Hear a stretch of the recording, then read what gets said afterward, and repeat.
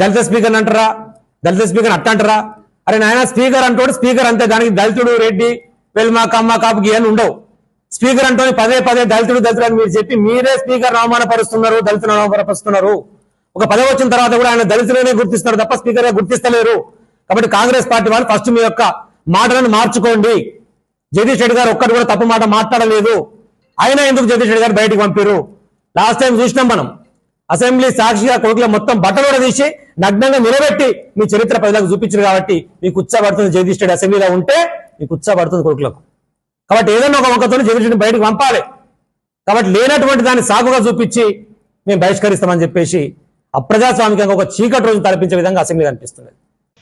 Correct చెప్పిన కిషోర్ భాయ్, స్పీకర్ని దళిత speaker అని అవమానించింది కాంగ్రెస్ వాళ్ళే.